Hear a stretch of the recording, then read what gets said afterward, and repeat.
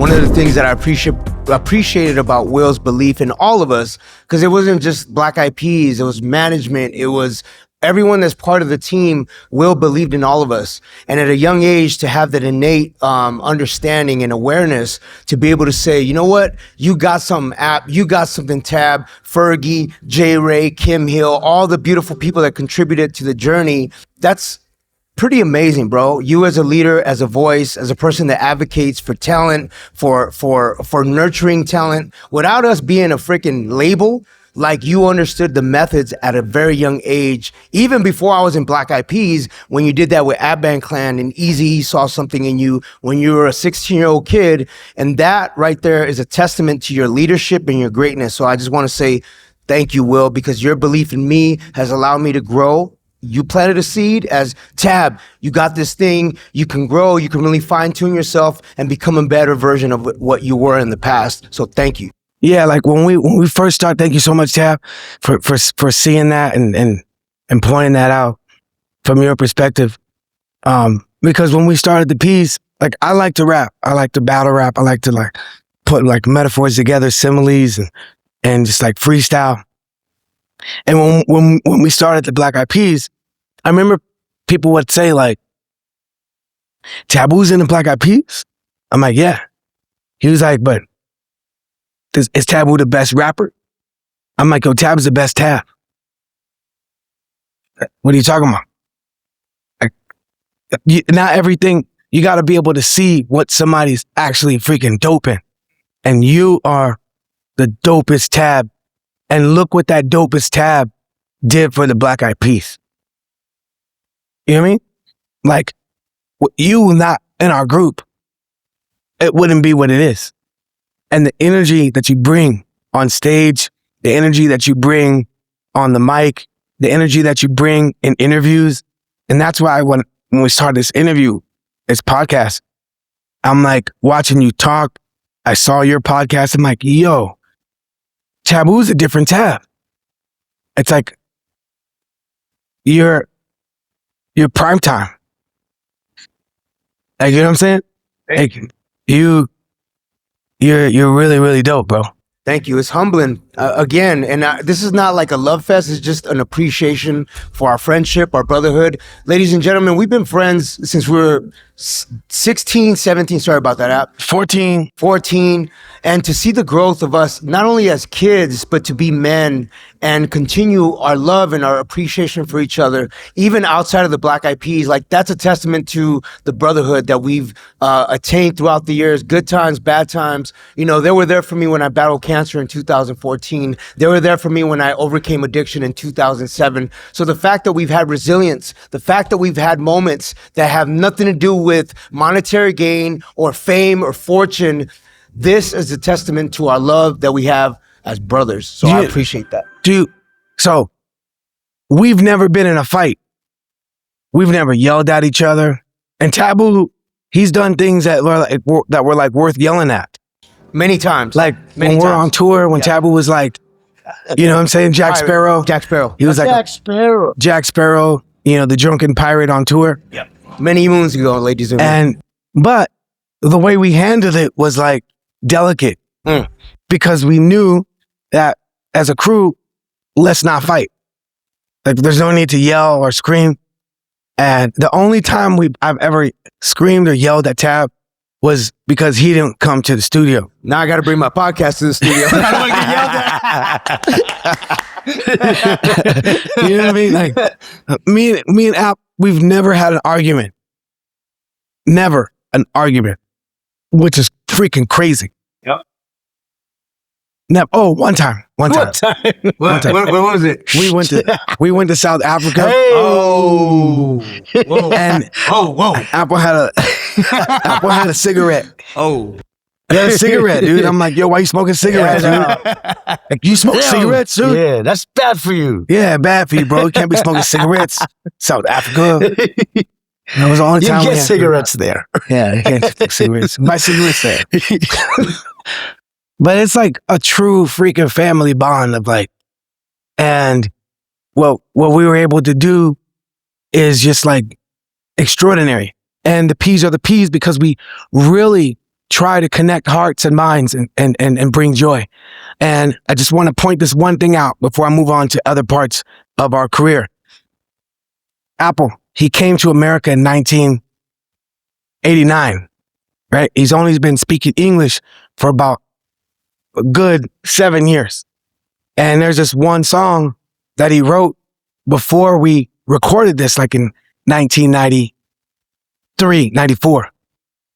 He wrote this in 1995. When he shows me, like, yo, Will, check out this rap.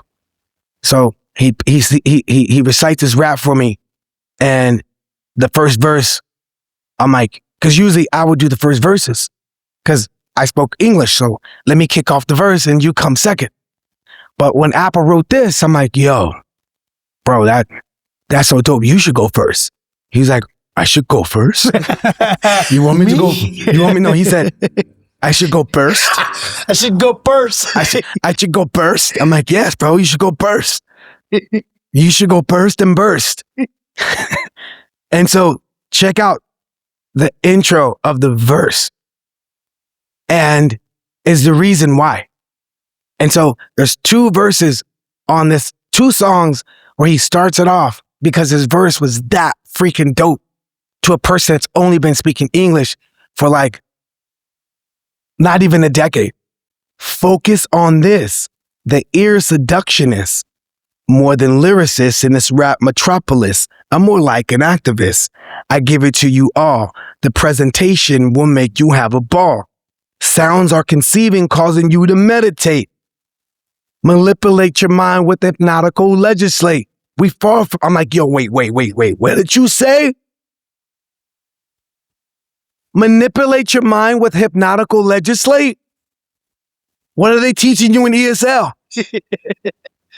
And so if you listen to like Black Eyed Peas music, Apple's word choice and his vocabulary is more extensive than mine. And me. Because he learned English as a second language. I learned English just talking in the neighborhood. So his choice of words are much deeper.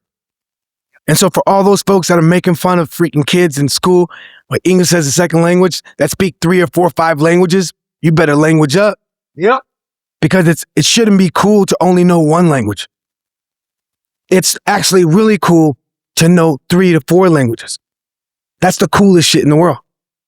To be able to go to different places and communicate and talk and not have to be like, English ain't the shit, ain't the only thing that's dope. Spanish is dope. Korean is dope. Chinese is dope. Japanese is dope. Arabic is dope. There's so many languages that are freaking dope. Pidgin is dope. Nigerian is dope. Patois is dope. So many languages that Speaking are dope. and big up to my mom. Sorry, Tab. Before moving to the States, before I was adopted, I was concerned about conversing with people. So I talked to my mom, like, Mom, how am I going to talk with people over there? She's like, oh, you'll get it in a month and read the dictionary. So I was like trying to translate as much words as I can from Tagalog to English. And I guess that built up my vocabulary havoc. Yeah, this man, his vocabulary is extensive. He read dictionaries in the States to get his amazing freaking wordplay. But speaking about school, ladies and gentlemen, one of the things that I've been very, very inspired by my brother Will, he went to Apple's graduation and chose not to walk his graduation because he was so happy for our brother Apple. Because me and Apple's graduation was on the same day. Yeah. So he was so mindful that he saw Apple graduate, and all that in turn to say, like, man, this man graduated from Harvard, which is a huge testament to his work ethic. He went to business school to learn the language of business. So first of all, kudos for that Harvard graduate. And then on top of that, to be able to come back in 2026 and then to become a professor this year around language of technology and AI. You need a round of applause for that. Professor Will I Am. Professor Will X. 1X. So me and App, we graduated on the same day. So I'm like, do I go to my graduation and miss Apple's graduation. Like, I want to see this dude graduate. He just been in America for like 3 years. So 1989, 90, 91, 92, 93. Say, obviously my math ain't good. He only been in America for 5 years. So I skipped my graduation to go see him graduate. And so when I go to his graduation, he's like, what are you doing here, man? What are you doing here? I'm like, oh, bro, I want to see you graduate, bro. He's like, what about yours? I was like, I'll graduate somewhere later. And so the tab, I graduated Harvard. But seeing Apple graduate on stage, to me, was everything. You know, like, that shit, I was crying and shit, like, yo, it's my best friend right there, bro. And that was partially like my graduation. Like, I graduated when Apple walked the stage. Because when you have a friend that helped you escape violence in your neighborhood, because gangs were ganging, helicopters, police were freaking patrolling, they were harassing the neighborhood, drugs were being sold, and I got to go to Glendale, like hanging out at the Glendale Galleria. That to me was my freedom, going to the Glendale Galleria, meeting like Armenians and Filipinos. When I first saw an Armenian, I was like, oh, that's a fancy Mexican. But then they're like, no, we're nowhere near Mexico. It's learning about the world in LA. Yep. It was the most beautiful thing. So I didn't want to miss Apple's graduation. And, you know, it paid off. Yeah, that was a very special day. But remember, when I started visiting East LA, because I felt so homesick, I was like, yo, I want to move where you live, Will. I was like, yo, you don't want to live over here, bro. Because it was like a village. All the kids were playing around. He was like, all the kids are playing. I'm like, yo, you don't want to be here. You don't want to be here, bro. Like, let's go to Glendale. Because when you go to Glendale, like, the kids aren't outside. You know, not like East LA, not like the projects. And the projects is nothing but kids. Nothing but kids roaming the streets. Like, every day felt like Stand By Me. As a matter of fact, we would be like, yo, let's do Stand By Me. And that meant, like, let's go on missions. Let's just walk through different neighborhoods, go crawling under buildings, go under, like, let's go to the alleys, let's go to the factories, let's go, like, it was dangerous, but it was the most beautiful memory. What's up, Nazario? What's up, Noé? What's up, Fabian? What's up, freaking Calvin? What's up, Joselito? What's up, freaking, there was this girl that I used to have a crush on named Liliana, you know? She didn't like me, but now she was like, but now she does. Hey, really?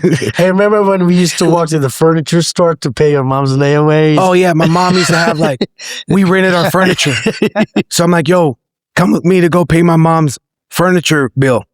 So our TV, our couches, our tables were rented. So we would rent our beds, and they were like secondhand stuff. You know, we were poor, we were pobres, but it was beautiful, you know? Yeah. And but look, check it out. What did we do? When we did our Latin album, people were like, oh wow, you guys are doing Latin. I was like, yo, we had a Latin song kind of on our first album called Que Dices. Do you understand that was the last time I called myself 11X? Yeah. The WWWI to the LL, the ONE extraterrestrial LL. That was the last time on a Black Eyed Peas song where I refer to myself as Will 1X. That's crazy. Because my first rap name was Will 1X. And they turn off the sound because they're kicking us off because it's 10 o'clock. But we still live right here on the feed, doing it, giving you what you need as we proceed to give you what you need. It's Apple the App, Taboo and me, and we are the Black Eyed Peas. Thank you guys so much.